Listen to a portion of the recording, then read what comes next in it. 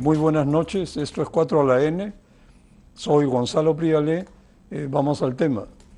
Tras el planteamiento de la presidencia del Consejo de Ministros, en el marco de la delegación de facultades, de fusionar los organismos reguladores supervisores de la inversión privada en telecomunicaciones, en adelante OCIPTEL, en energía y minería, en adelante OCINERMIN, en infraestructura de transporte de uso público, en adelante OCIPTEL, y la Superintendencia de Servicios de Saneamiento, en adelante SUNAS, estalló un gran debate. Esta noche analizaremos aspectos relativos a la autonomía, la gobernanza y el carácter técnico especializado de los reguladores, y nuestros invitados presentarán sus puntos de vista divergentes en forma alturada. Me acompañan en la mesa Verónica Zambrano, presidenta de OCITRAN, José Luis Bonifaz, profesor del Departamento de Economía de la Universidad del Pacífico, quien ha sido fundador y director de la Maestría en Regulación de Servicios Públicos de dicha universidad, y Anthony Laub, conocido abogado especializado en regulación. Bienvenidos los tres, muy buenas noches. José Luis, comencemos. Se supone que la regulación sirve para fomentar la competencia y la mejora de la calidad del servicio regulado con tarifas adecuadas, dicho en términos aproximados. En este marco, ¿cómo evalúas las 3 décadas de funcionamiento de los organismos reguladores? Bueno, yo creo que es un balance en principio positivo. Después de 30 años de regulación, desde la creación de SUNAS en el año 92, de OCIPTEL en el año 94, antes de la privatización de Telefónica, en el 98 OCITRAN y OCINERMIN ya con la Comisión de Tarifas Eléctricas desde antes. En 30 años creo que el sistema ha funcionado relativamente bien. Y de hecho, los presidentes de los organismos reguladores han, entre comillas, sobrevivido a sus 5 años. De hecho, Verónica ya va en el segundo periodo, si no me equivoco. Y solo un presidente tuvo que renunciar por un problema de una explosión de un camión hace algunos años. Entonces, esto fue ordenado después con la ley marco del 2001, que obligó a elegir al presidente del regulador mediante un concurso público. Y eso creo que le ha dado autonomía, meritocrático a los reguladores y ha hecho pues que la cosa funcione desde mi punto de vista más o menos bien. Evidentemente, también creo que se han cometido algunos errores y algunos excesos que seguramente podremos discutir en un ratito. Claro. Verónica, ¿los reguladores deben actuar como entes neutrales o deben actuar como defensores de los consumidores con tarifas cada vez más bajas? No, nuestra propia función y nuestras normas nos indican que debemos ser neutrales entre los intereses del Estado, del usuario. Deben ser, pero ¿pueden serlo realmente? Yo siento que sí. Yo creo que somos neutrales porque nunca nuestras decisiones están basadas en temas o de agradar al Estado o de ser populares, ¿no? Están basadas en estudios técnicos y eso se puede revisar. Sí coincido que de repente puede haber algún estudio con el que no se comparta, ¿no? A veces nos ha pasado aquí con el doctor Bonifaz, que de repente alguna perspectiva no es la compartida, pero podemos tener visiones distintas, pero siempre los estudios del regulador para sustentar tarifas están completamente, digamos, basados en doctrina, en experiencia, en estudios de benchmarking, siempre es así. Y no solo eso, sino que además son muy transparentes. Toda nuestra documentación desde el inicio de un procedimiento, por ejemplo, de fijación de tarifas, es puesta a conocimiento del administrado. Entonces, no digo que en realidad tengamos que coincidir en todo, pero sí siempre está bien estudiado esto. O sea, sin duda alguna, la voluntad del regulador y la forma, la técnica que utiliza siempre tiende a esto, a ser neutrales. Anthony, la pregunta sobre el rol de los reguladores habría que complementarla analizando el asunto de la captura del regulador. Con frecuencia se ha hablado o se habla de la captura del regulador por los regulados, lo que, aunque no sea cierto o no siendo cierto, pesa sobre las decisiones del regulador, que se siente obligado a mostrar dureza para no caer bajo sospecha. ¿Cómo ves esto? ¿Afecta mucho?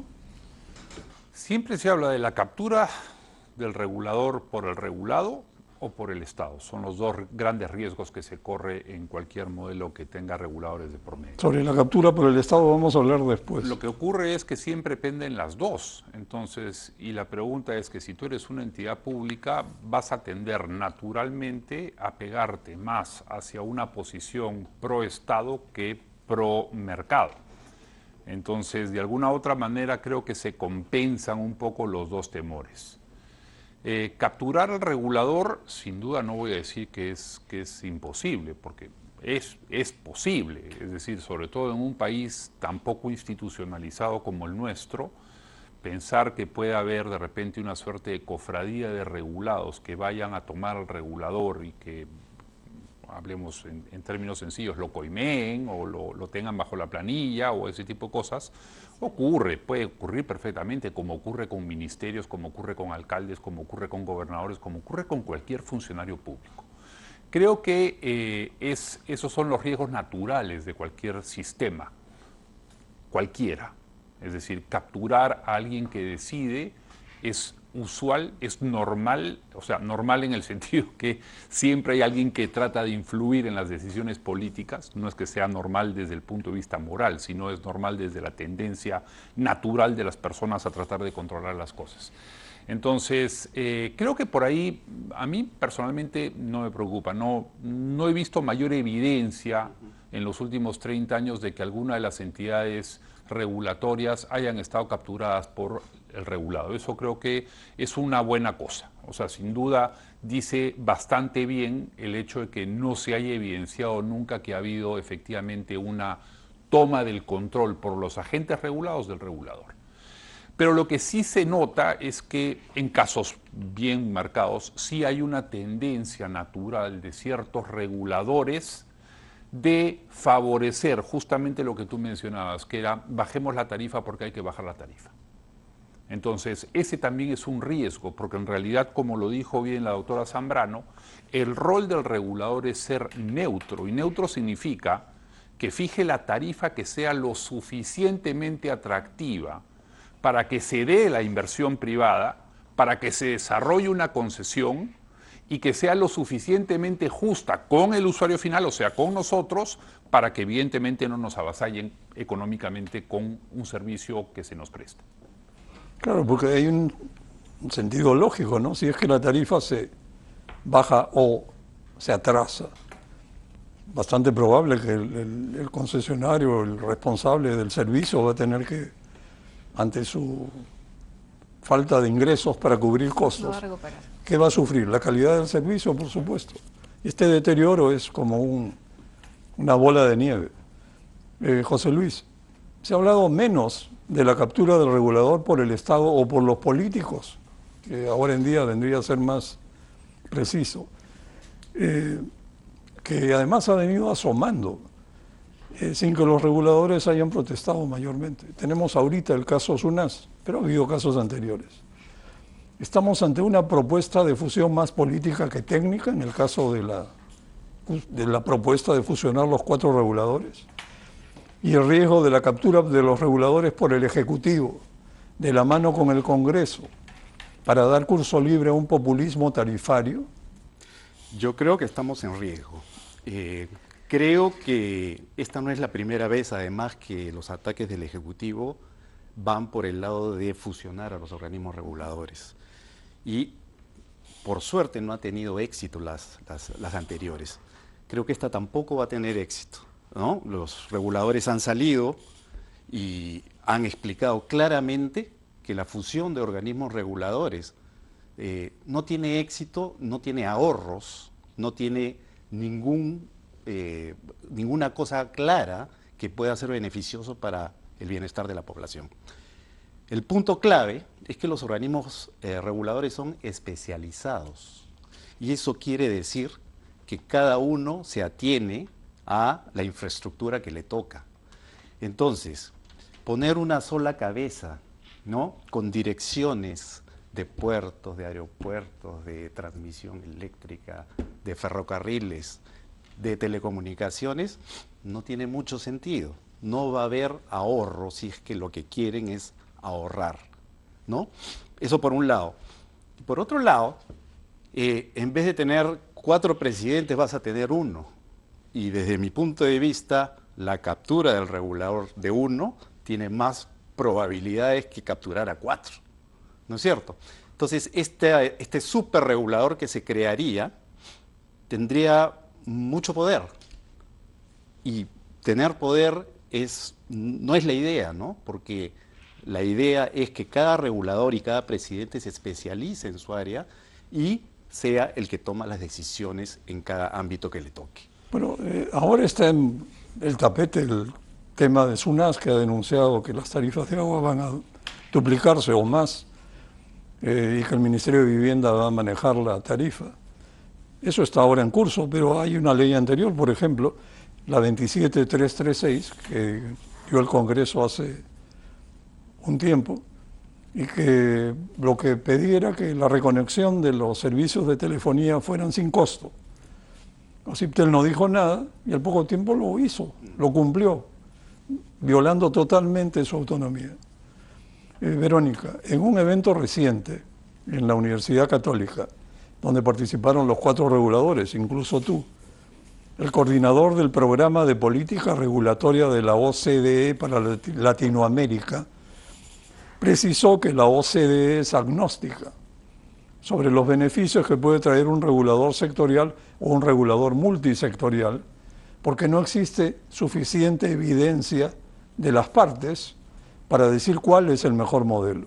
Entonces mi pregunta es, ¿existe un análisis costo-beneficio que demuestre que es mejor la regulación especializada actual que la regulación centralizada? ¿Y otro análisis que demuestre lo contrario? Justamente ese es el tema que nosotros hemos ¿O estamos reclamado. discutiendo palabras, es que justamente, puras palabras? Exactamente. La observación que nosotros como organismos reguladores hemos hecho, más que a la solución en sí que se plantea, es a la forma como se ha gestado esta solución, sin un estudio previo. Porque efectivamente nosotros creo que siempre es legítimo que el Ejecutivo piense en mejorar los modelos que existen. Y el modelo de reguladores especializados creo que ha dado, digamos, algunos frutos buenos que en el camino se han visto. La OCDE ha halagado mucho la forma que tienen estos reguladores de comportarse como agentes económicos incluso, pero no es malo pensar en otras fórmulas. Lo que a nosotros nos preocupa es la manera como se ha realizado esta propuesta del Ejecutivo.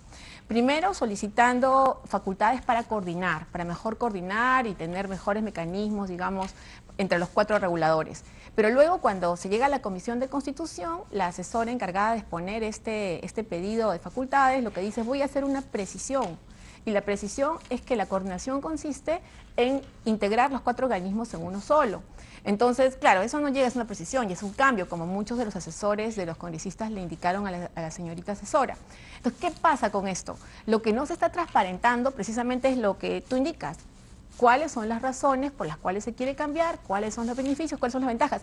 Que es un análisis previo y necesario, además, dentro de un Estado que camina a la modernización y que además que pretende ser un gobierno abierto, que esos son otros los objetivos que también ve la OCDE, ¿no? Porque las políticas, en realidad, son políticas de Estado, no son políticas del gobierno de turno. Si el gobierno de turno quiere cambiar alguna regla, tiene que hacer un estudio, plantearse el esquema, ¿no? ¿Cuál es el problema? ¿Qué es lo que yo quiero resolver? ¿Y cuál es la solución a la que yo voy a llegar, ¿no? Y los beneficios. Eso es lo que nosotros criticamos en realidad. Y también dijo el primer ministro, creo que esto era una recomendación, la fusión, una recomendación de la OCDE, pero no es cierto, evidentemente. Es que eso nos preocupa, justamente las razones que se dieron esa tarde ante la comisión, todas no tenían validez, ninguna era verdadera. No había una comisión de la OCDE, no había el tema del CIADI que mencionaron, tampoco el caso concreto de Línea 2, y que yo por razones laborales lo conozco bastante bien. No había tampoco el tema de que estuviéramos descuidando los procesos administrativos del Tribunal de Solución de Reclamos que cada uno tiene y que además ha estado, en mi caso de Ocitran, 2 años sin casos, porque, mejor dicho, sin resolver casos, porque no se nombraba a los miembros que estaban justamente en responsabilidad de hacer el concurso por parte de PCM. Entonces, todas las razones que se han argumentado no tenían validez. Por eso es que nos preocupa cuál es la razón verdadera, ¿no? Sí, pues es bastante confuso y sin sustento, ¿no? Anthony, ¿tú crees que la propuesta de fusión no vulnera la autonomía de los organismos reguladores? Y, por otro lado, ¿lo fortalecerá, como dijo el primer ministro? A ver, 2 cosas, ¿no? Se habla un poco de que si es que solo tuviésemos un ente regulador con un presidente del Consejo Directivo, la posibilidad de capturarlo sería más fácil. Honestamente, yo no comparto esa idea. Y tampoco comparto el hecho de que se va a perder la especialización. Yo estoy asumiendo, ojo, y ahí coincido un poco con la doctora Zambrano, que nos explique mejor cuál es el plan para integrar. A mí personalmente el término integrar me gusta, y me gusta por una razón muy sencilla. Nos sobra Estado. Rebalsamos de Estado. Entonces la pregunta es, si podemos llegar a una fórmula en la cual evidentemente la especialización que cada una de las materias reguladas requiere se mantiene incólume, la pregunta por qué no ir a un esquema que sea más sencillo, más simple, encabezado por una sola persona, y sí creo que va a haber por lo menos algún tipo de ahorro o algún tipo de eficiencia económica. La especialización no debería estar en problema porque cada uno tendría una propia gerencia. Una dirección propia, la dirección de telecomunicaciones, la dirección de energía, la dirección de agua, la dirección de transportes y comunicaciones. O sea, esa parte yo no la veo complicada. Es más, escuchando a la doctora Zambrano, a quien recién tengo el gusto de conocer, diría, no tendría ningún problema en que la doctora Zambrano sea la presidenta de esa entidad, porque claramente está perfectamente capacitada para dirigir un consejo directivo. Ojo, un consejo directivo es una suerte de directorio. Si quieres capturar a alguien, tienes que capturar por lo menos a 3. ¿Cuántos son en el consejo directivo? ¿5 o 6? Bueno, 5 mientras nos nombren siempre. Perfecto. Hace 7 años que no nos nombran completos. Ese ¿no? es otro tema, que hay muy poca gente también que está interesada en Pero hay utilizar. un punto interesante, Anthony, que quizá puedas ahondar un poco. Ok, tú tienes un regulador multioficios, que ve los 4 temas simultáneamente y vas a tener que tener directores multioficios que sepan hablar en 4 idiomas. Eso no es tan fácil. No es tan fácil. ¿Directores de qué? Perdóname. Del directorio del nuevo regulador ente unificado. Pero regulador. vuelvo a lo mismo, o sea, a ver, profesionales como José Luis, como la doctora Zambrano, que están capacitados, que son economistas, la otra es abogada con especialización en regulación, no existan. A ver, yo te pongo un ejemplo. Yo he trabajado 13 años en Ocitel y de ahí he pasado al sector de transporte. Y hasta que a mí no me han explicado bien cómo ha sido el funcionamiento, por ejemplo, en puertos, cómo es una batimetría, hay muchos conceptos que sí se tienen que conocer cuando tú regulas un mercado.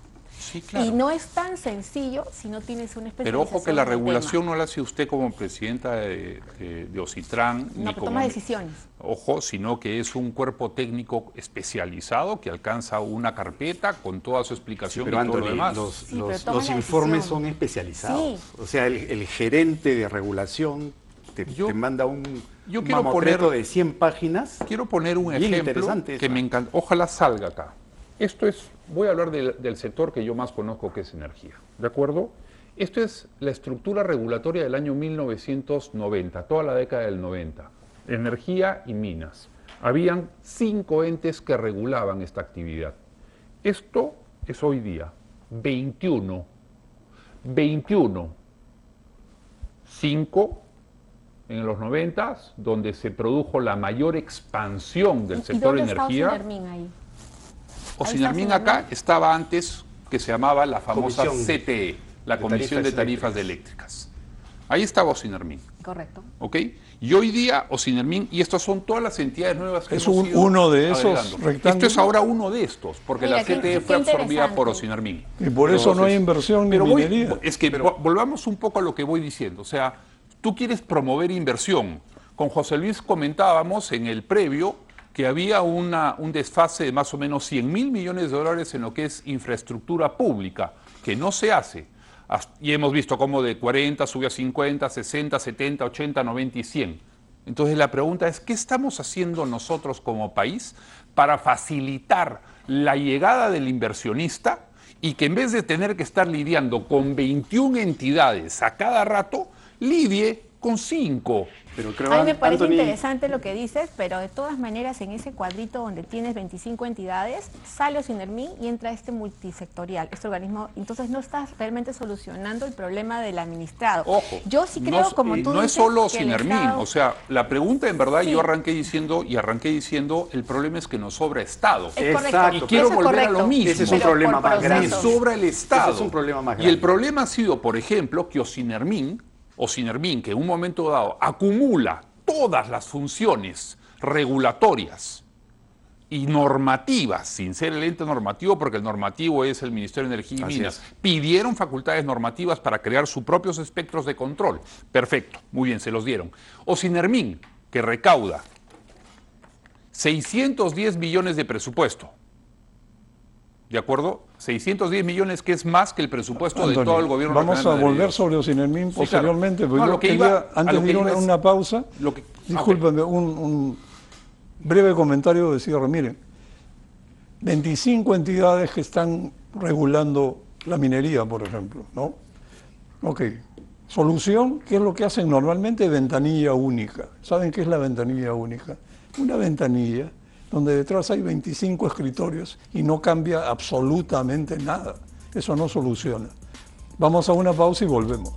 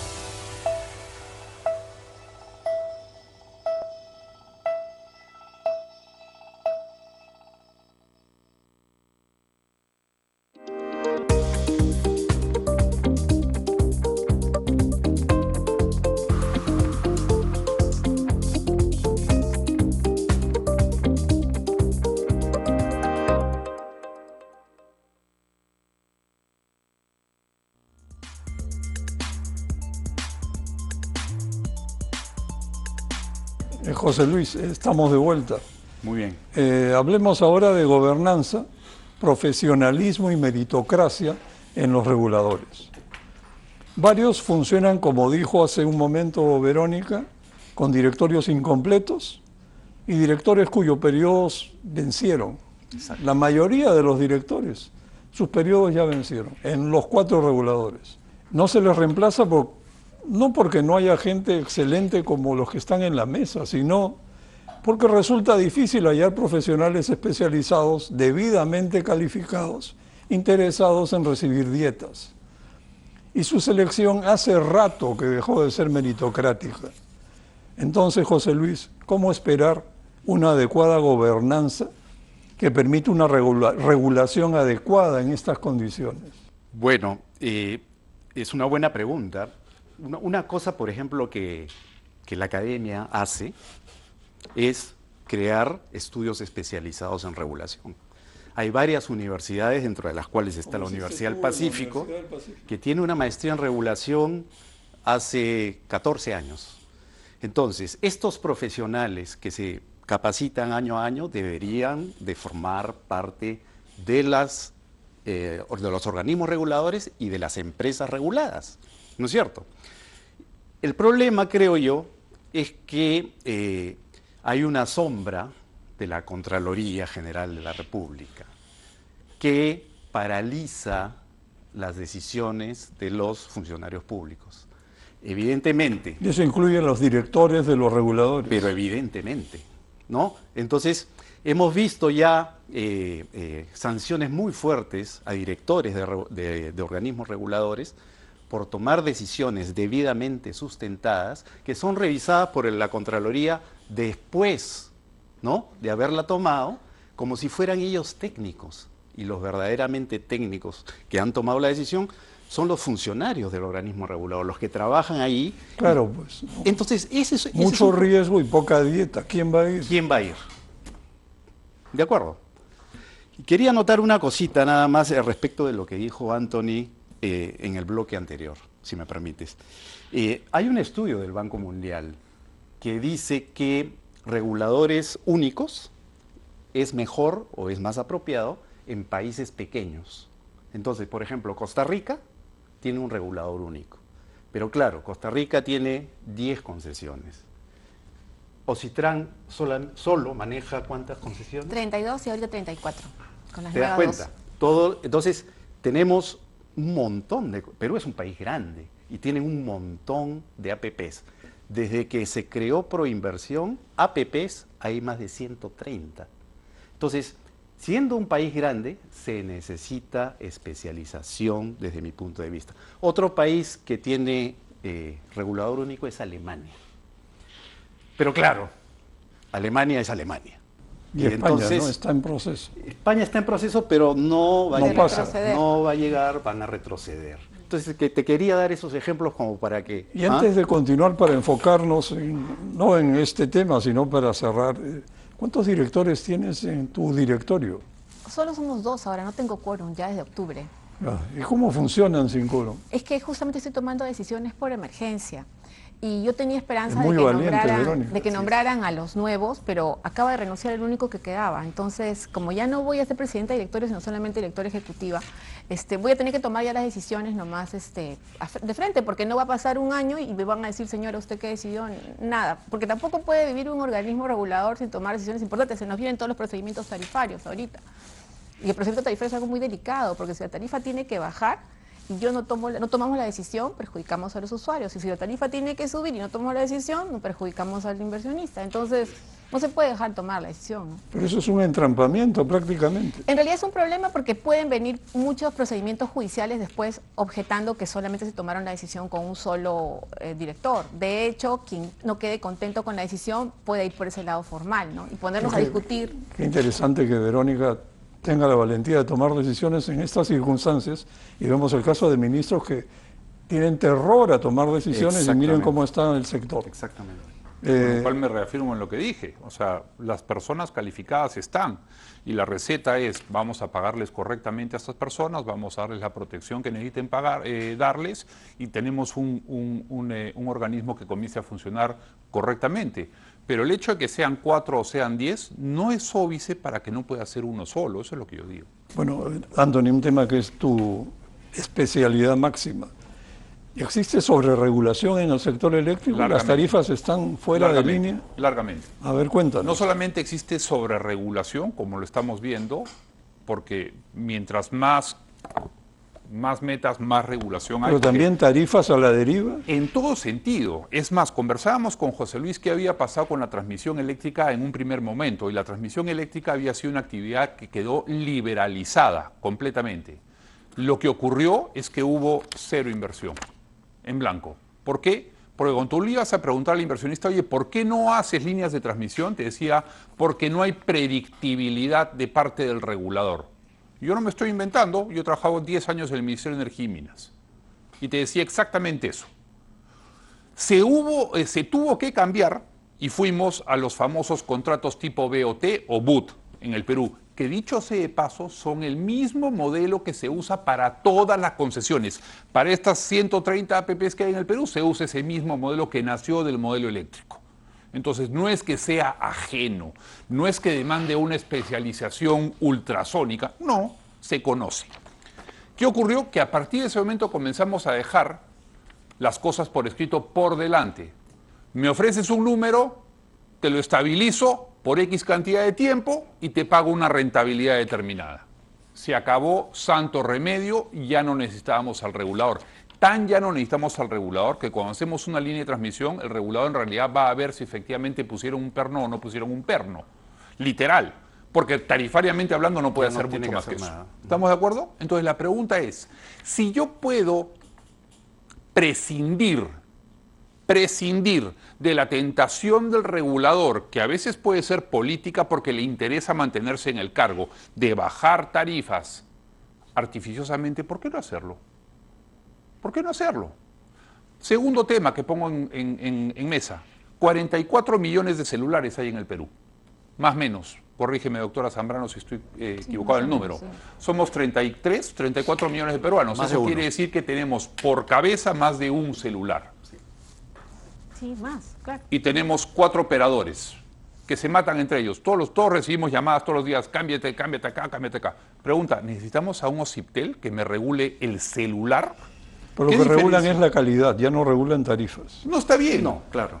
Pero eso también es un costo. La gente no se da cuenta que en el fondo eso llega al costo. ¿Y tú no te das cuenta acaso si es que tienes un producto de buena calidad? O sea, yo hablo, mi operador funciona, tengo internet, tengo llamada, no se me corta. Si se me cortara, me voy al otro. Lo que yo digo es, en un primer momento, la regulación necesitó del apoyo de estos organismos técnicos en una buena medida. Pero porque la pasábamos... energía eléctrica es más bien monopolio natural, no funciona. En realidad, ninguna... En distribución eléctrica. En sí. realidad, No, no es que te ninguna vas a actividad. cambiar de luz del sur a luz del norte porque no puedes. En realidad eso no es verdad. Ahora no puedes porque eres residencial, Claro. pero un cliente libre sí puede cambiarse Bueno, están pensando sin problemas. en los clientes, ya, sí. Pero sí, si me permites, el tema de los reguladores es bien interesante porque, insisto, ¿no? Fijar tarifas no es, en los sectores, no es fácil.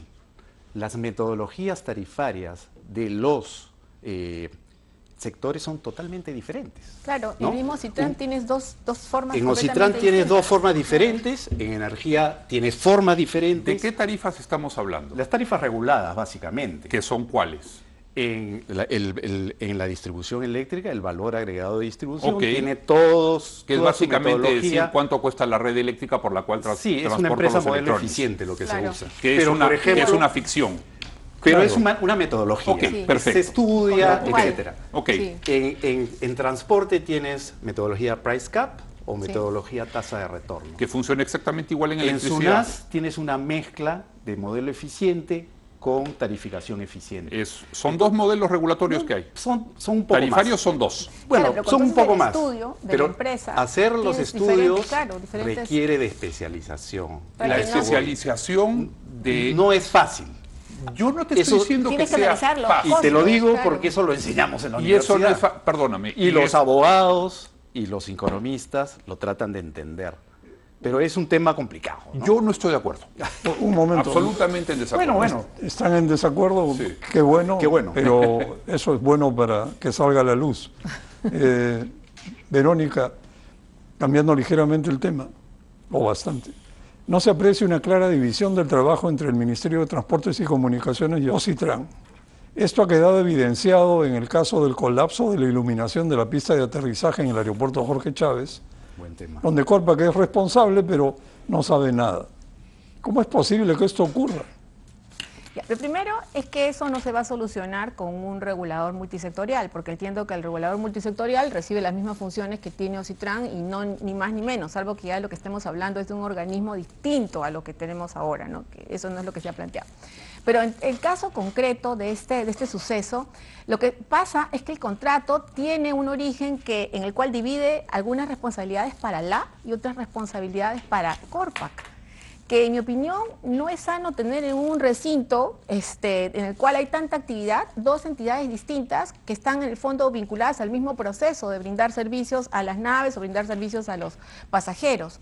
Entonces, la confusión no es que parta de que los entes que están gobernando ahí, o digamos que tienen competencia ahí, se estén pisando los pasadores, sino el problema sale de que el mismo contrato parte con esa decisión que se toma en su momento de mantener algunas obligaciones para el app y otras para lo que es Corpac. Y para Corpac son todo lo que son ayudas a la navegación, digamos todo lo que son luces de ayuda, y para LAP es todo lo que tenga que ver ya con la plataforma. Entonces, se hace una división cuando en realidad es el mismo recinto, el aeroportuario, ¿no? De ahí viene la confusión con este tema de esta obligación es de Corpac, no la cumplió, y no es obligación del LAP, ¿no?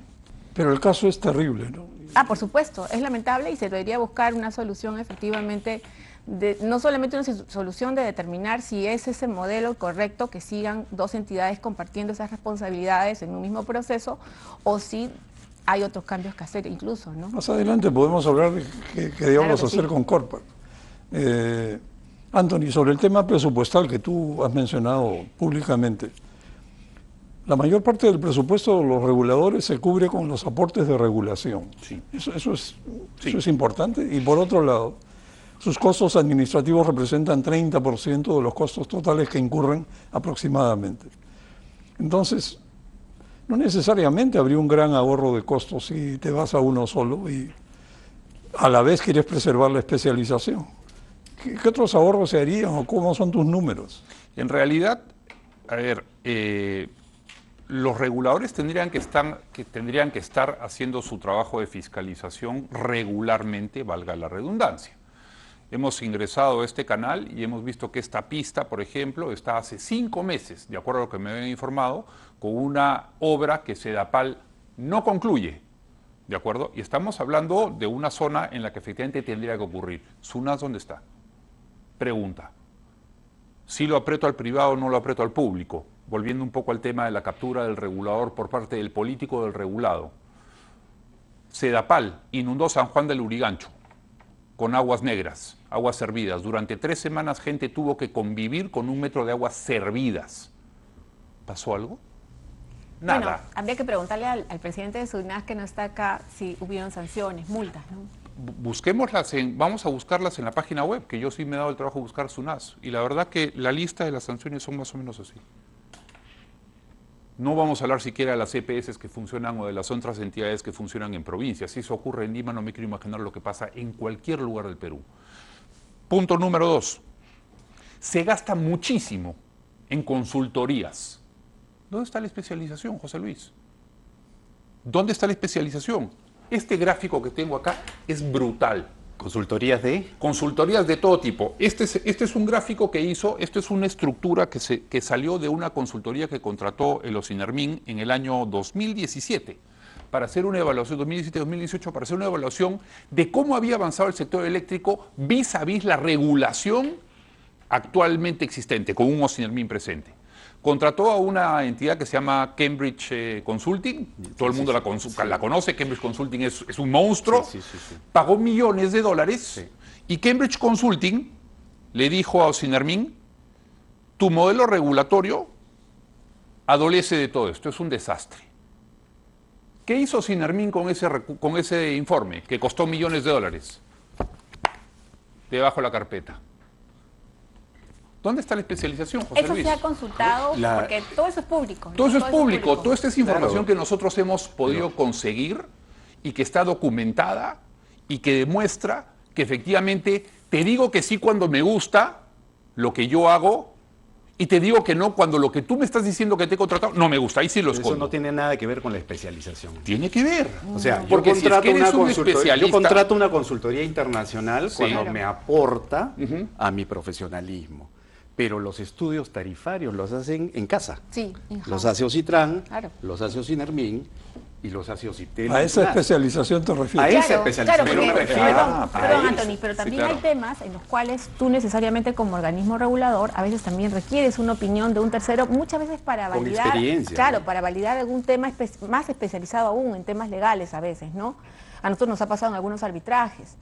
Y que lo contratas justamente para poder tener más fuerza en tu posición, no porque estés dudando, necesites que un tercero te lo diga. Yo con ese más tipo de bien, cosas no sí. tengo problemas. O sea, Claro, honestamente, a eso voy, ¿ah? que tengas una auditoría A eventualmente eso voy. o un programa de benchmark, no tengo No ningún vas a problema. contratar una consultoría No tengo para ningún que problema. reemplace tu trabajo. No, en absoluto. En absoluto. Yo no estoy diciendo eso. Lo que Perfecto. estoy diciendo es que si es que tú eres un especialista y tú estás defendiendo la especialización, tú tienes que ser consciente que lo que estás haciendo genera beneficios, que es positivo. Claro. Tú me has hecho la pregunta, ¿es positivo? Tú me hiciste la pregunta. Yo te he dicho, no, no es positivo. Tan no es positivo que a partir del año 2000 y tantos, cuando Ocinermin comienza a crecer enormemente, en el caso eléctrico, por ejemplo, dejó de existir inversión a riesgo puro. 2005 en adelante, 2006 en adelante. Y en un momento dado hubo que convocar licitaciones para construir centrales hidroeléctricas. ¿Por qué? Porque habíamos llegado al punto en el que la noción era no reconozco todos los costos que se deben incorporar, bajo la tarifa artificialmente y elimino la señal de precio. Eso está mal. Bueno, vamos No puedo a... rebatir a Anthony Vamos porque a- no conozco el sector, lo cual es una prueba de la especialización Perdón, necesaria. Verónica. Vamos a entrar ahora más al fondo del tema de especialización con un caso concreto, José Luis. El decreto legislativo 1620 aprobado por el Ministerio de Vivienda y Saneamiento a través de facultades legislativas establece incrementos tarifarios desvinculados de las metas de gestión de las EPS que es establecidas por las UNAS dentro de su política habitual, ¿no? Si no cumples esta meta de gestión, no aumento la tarifa. Así es. Según SUNAS, las tarifas se duplicarán y SUNAS pasará de reguladora a calculadora, porque los criterios para el cálculo de la tarifa, Ya la está en la especialización de la que tú hablas, serán definidos por el Ministerio de Vivienda y Saneamiento, o sea, el mundo al revés. Pero hablemos ahora del mundo real, José Luis. Resulta que las EPS y SEDAPAL son 0, no un 0, 10 ceros a la izquierda. Por lo tanto, con la metodología actual de SUNAS, seamos realistas, las tarifas nunca van a subir porque las metas no las van a No las cumplir. alcanzan, efectivamente. Entonces, ¿qué pasa? La gente está tranquila, pero no tiene agua. Y el servicio es desastroso. Desastroso, totalmente. Es un círculo vicioso total y mortal. ¿Qué opinas sobre este enredo y cuál es la salida en tu criterio? Realmente es un enredo. Porque no vamos al fondo del problema en vez de jugar a el fondo del cambio problema, figuritas. el fondo del problema, desde mi punto de vista, y esto lo vengo sosteniendo hace algunos años, es que las EPS y SEDAPAL están vinculados a los alcaldes de turno y por lo tanto están imbuidos de la política regional, si se quiere, de los alcaldes. Siempre se ha dicho que las EPS son muy pequeñas y por lo tanto no tienen economía de escala, no son empresas finalmente.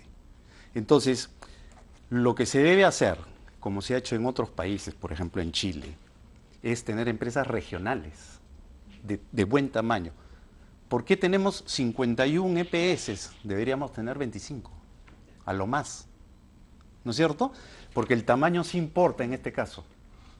O sea, una por región. Una por región. Y que el gobierno regional, que no tiene en este momento ninguna atribución sobre las empresas, que sea el responsable del funcionamiento de esas empresas, ¿no? Ahorita lo que tenemos es un sistema atomizado. EPS muy pequeñas, todas deficitarias, tratando de sobrevivir, con deudas increíbles, con trabajadores mal pagados y con SUNAS tratando de regular algo que no se puede regular, porque no son empresas. Y a eso quizás debiéramos agregarle reemplazar la gestión estatal, que es desastrosa, por contratos de gestión privada, Contratos de gestión con privada. metas de cobertura, calidad de servicio y tarifas a la baja a lo largo del tiempo. También déjame comentarte lo que ¿Y acabas eso por qué de... no se hace? Nadie se atreve, ¿no? Bueno, La ministra se atrevió a hablar de algo de esto y la realmente interpelaron. es un desastre el sector en estos momentos. Han promulgado la ley y han sacado un reglamento de 180 y tantas páginas para que en 10 días comenten todo lo que tengan que comentar. Pues, o sea, es inviable eso, ¿no? Y están en una guerra tremenda, SUNAS y el ministerio. No sé quién tiene la verdad, no he tenido tiempo de leer el reglamento, creo que nadie tiene tiempo de leer 180 páginas en 2 días. Y entonces estamos en el medio de una lucha, ¿no es cierto?, que parece ser que no va a llegar a nada. Pues sobre todo el Ministerio de Vivienda no tiene la solución al problema. No tiene la Y solución. SUNAS menos, porque su costumbre de exigir metas incumplibles conduce a que las tarifas siguen bajas y nada funciona. Vamos a una pausa y volvemos.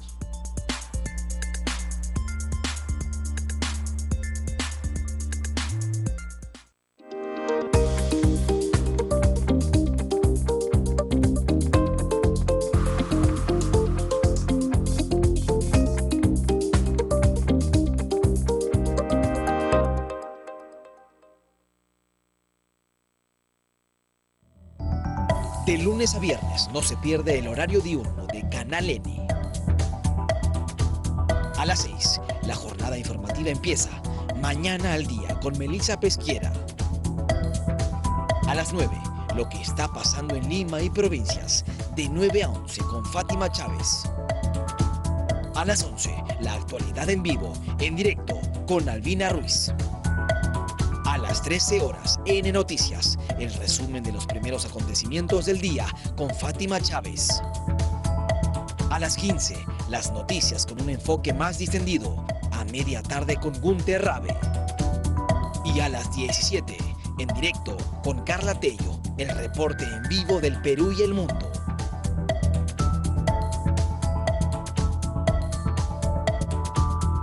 Canal N, noticias en vivo, minuto a minuto.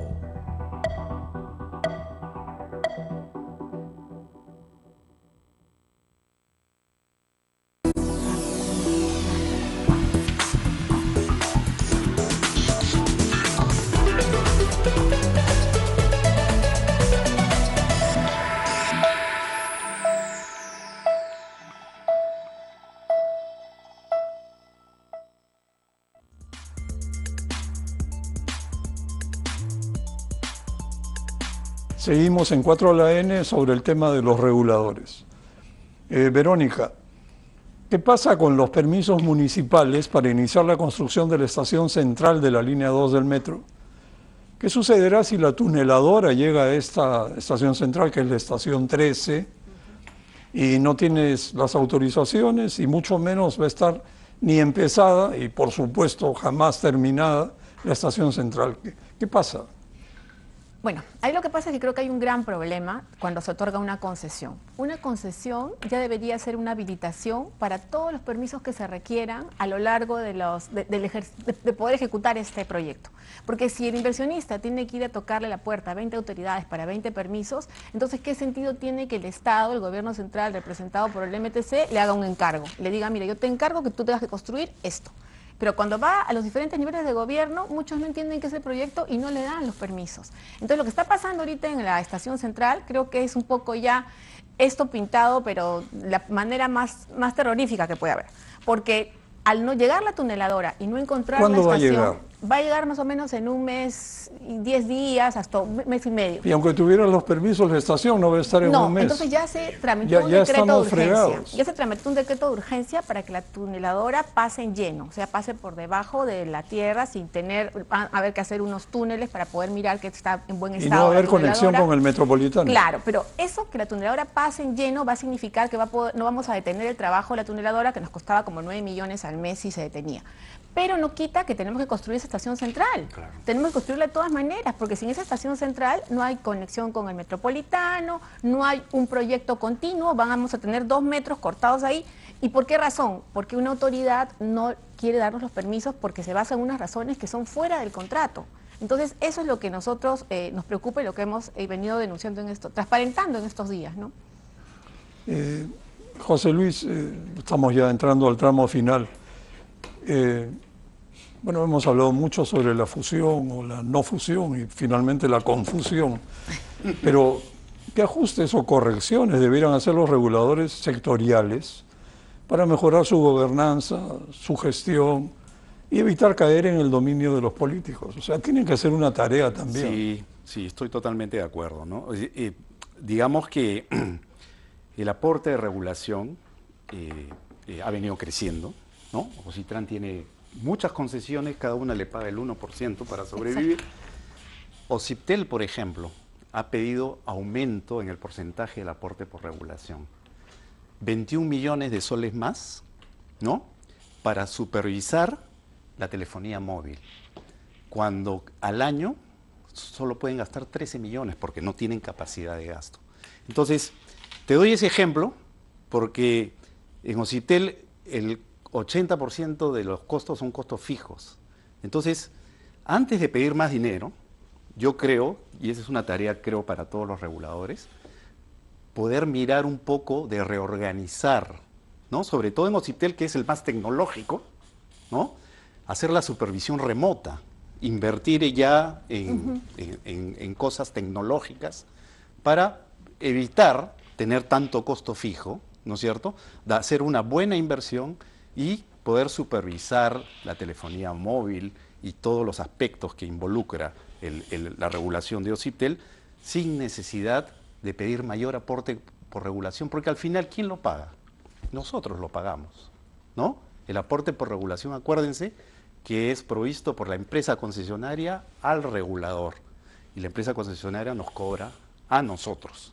Entonces yo creo que ahí hay una lección para todos los reguladores, mirar qué tecnologías están disponibles para adelgazar el aparato administrativo y tener menos costo fijo. Muy bueno. Antonio, a ver, una pregunta del momento. ¿Qué harías con Corpac? Lo elimino. Expláyate. ¿Pero ahora, para qué? Si a ver, se duerme un operador, choca un camión de bomberos con un avión y fallecen 2 bomberos. Deja a todo un país paralizado durante horas porque no hace la revisión de un cable eléctrico. Y no nos olvidemos cuando a todo el Perú nos pusieron contra las cuerdas porque en Semana Santa decidieron que hacían huelga los operadores. Controladores aéreos. Los controladores aéreos, que son los que finalmente aterrizan los aviones.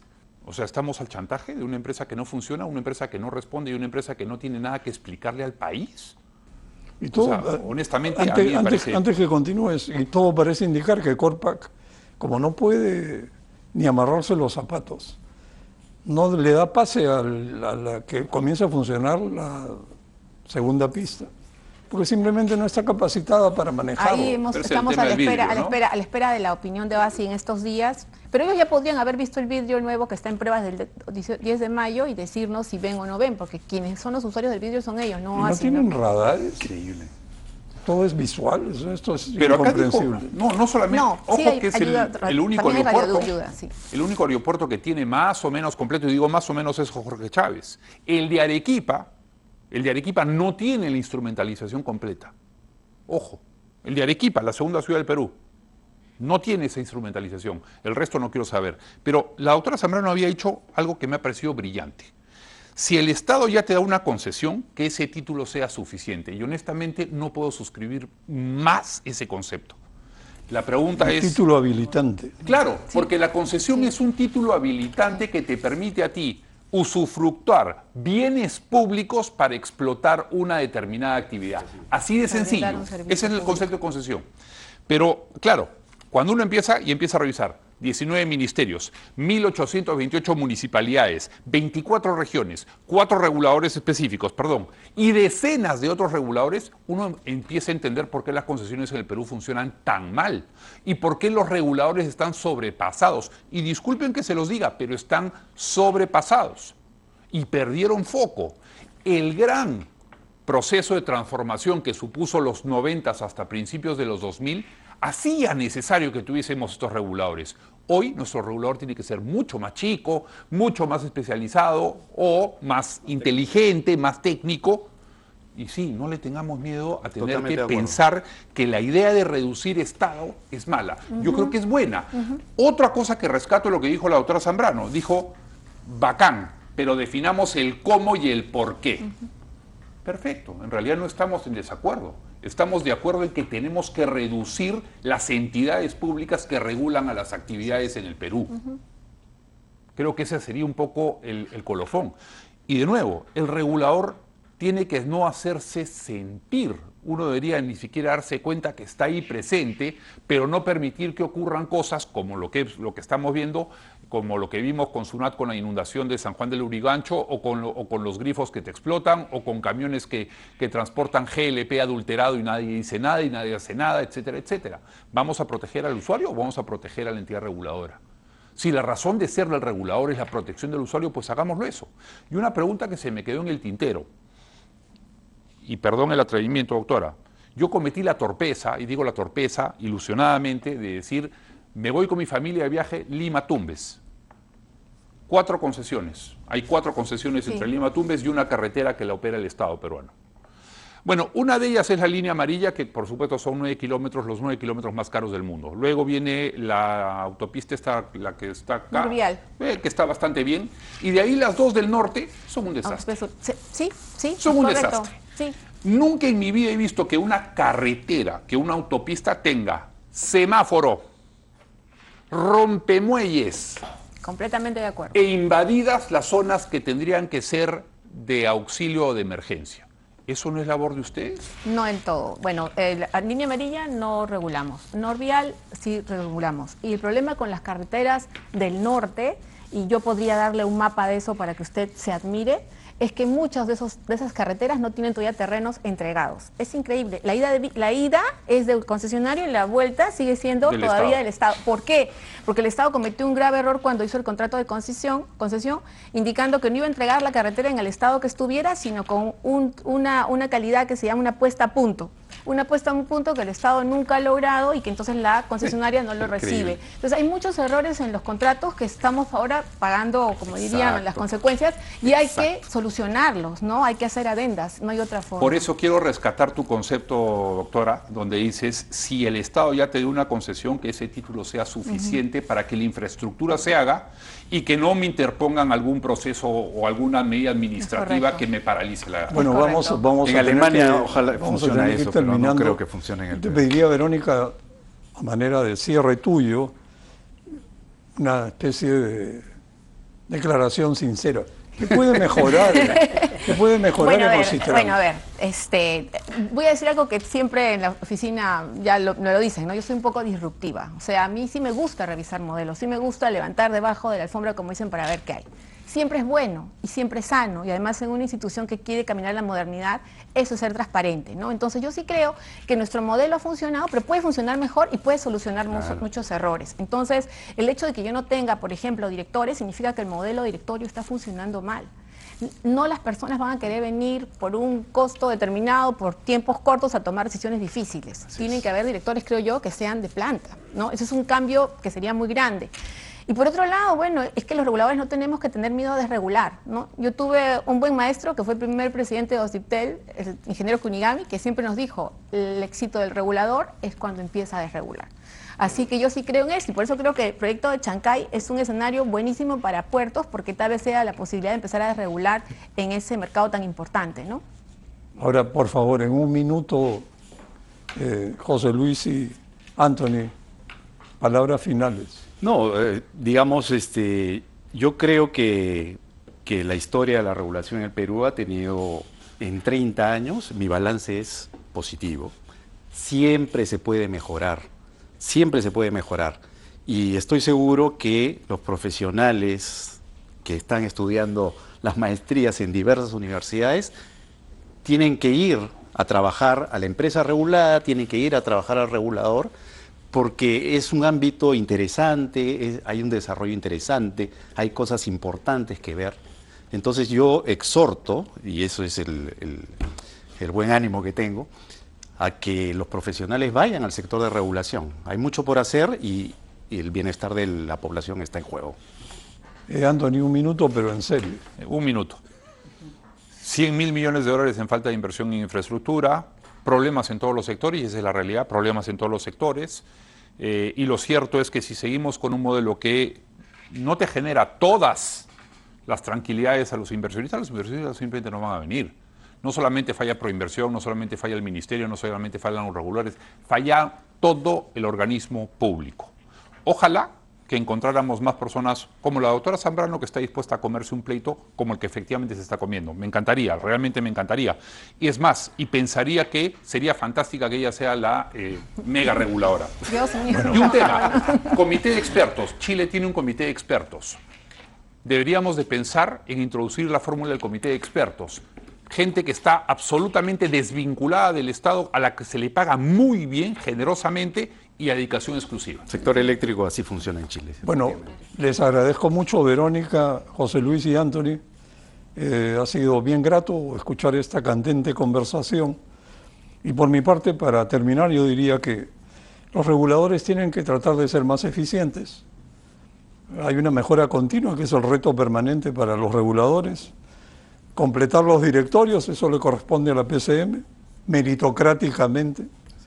No es fácil, pero es obligatorio hacerlo. Hay que escapar del populismo tarifario, que para mí creo es el más grande riesgo que existe ahora, por la conducta que se observa en el Ejecutivo y el Legislativo. Y por otra parte se necesita, como ha repetido Anthony, menos Estado y mucho más participación privada. Y creo que el caso de Corpac es un caso, una pera en dulce para hacerlo. ¿Qué esperamos para dejar que el sector privado opere Corpac? Puede haber formas como contratos de concesión, asociaciones público-privadas, cualquier modalidad menos lo que tenemos ahora. Muy buenas noches, ha sido grato estar conversando con ustedes.